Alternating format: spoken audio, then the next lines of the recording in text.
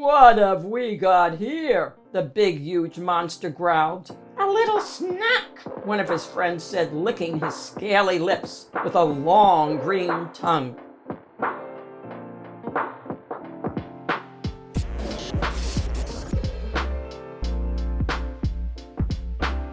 Hi everyone, welcome to the Reading Den with Shen, and I am Shen. Today I'm going to read with you and your family a funny, exciting book called Little Mo and the Great Snow Monster by award-winning author and illustrator Michael Foreman.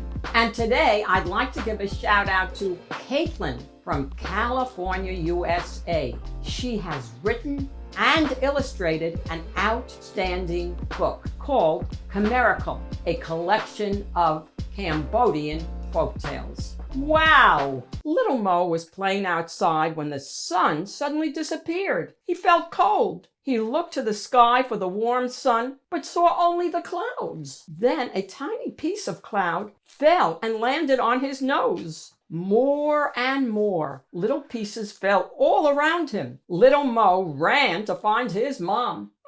Mom, the sky is falling down. The sky is falling down. Mom hugged him and Dad laughed. "It's not the sky falling," said Mom. "It's snow." "And snow is fun," said Dad. "Look." Dad showed Mo just how much fun snow could be. Wow-wee! Mom, Dad, and Mo played all day in the snow and then returned to the shelter of their cave. As it grew dark, it got colder and spookier. Mo was glad to cuddle with Mom and Dad. The next day was even colder, and they found that the river was frozen over with ice. "Don't come out on the ice," Dad warned. "It's very dangerous. The ice might break and you will fall into the freezing water." Mom and Dad went off in search of food. "You will be safe and warm in the cave," said Mom. "We will be back soon with good things to eat." Mo became bored and lonely in the cave. He braved the cold outside and made some friends out of snow. But then he heard a massive "Rag!" Mo hid in terror as a group of the biggest, hugest, most frightening monsters loomed out of the snowstorm. "Just what we've been looking for," roared the biggest, hugest, most frightening monster of them all. "A nice, cozy home for the winter." And they all squeezed inside the cave and made themselves comfortable. Mo didn't know what to do about these giant new arrivals, but he couldn't just let them steal his family's home. Making himself as tall as he could, which wasn't very tall, Mo stumbled through the snow and tapped on one of the big, huge, frightening monsters on the foot. "Excuse me, but I live here," Mo said. The fierce eyes in the monster's great, horny head swiveled down and stared at little Mo. "What have we got here?" the big, huge monster growled. "A little snack," one of his friends said, licking his scaly lips with a long green tongue. "Before we decide which of us is going to eat him, let's hear what he's got to say for himself. Go on, my tasty little morsel. Speak up." "I'm sorry, but you can't stay here," said Mo. "My family live here, and they're much bigger than me, and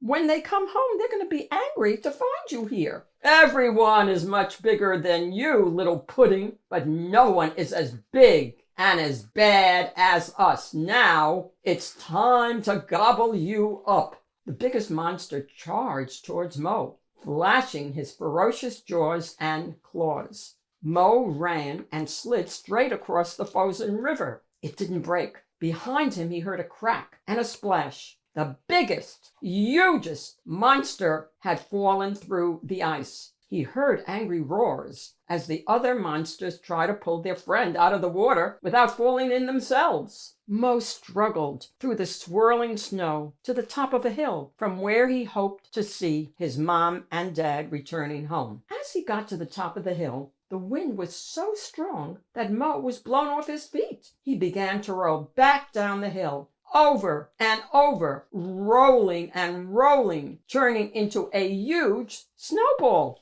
The snowball crashed through trees, tearing off branches which stuck to it. like giant claws, growing bigger and bigger and rumbling like an earthquake. It bounced high over the frozen river and flew between Moe's cave and the huge, frightening monsters. They had never seen a monster so big and so bad, and it could fly. Terrified, the monsters turned and ran. The giant snowball landed with a thud. Slowly it split open and fell apart. Moe peeped out, dizzy but happy to see his mom and dad arriving home safely, their arms full of good things to eat. "Oh, it looks like you've been having fun in the snow," said Mom. "I'm glad you weren't bored while we were away." "Oh, no," said Moe. "I wasn't bored at all." Then Dad saw the huge monster footprints in the snow. "Looks like you had visitors," he asked. "Don't worry, Dad. I chased them off.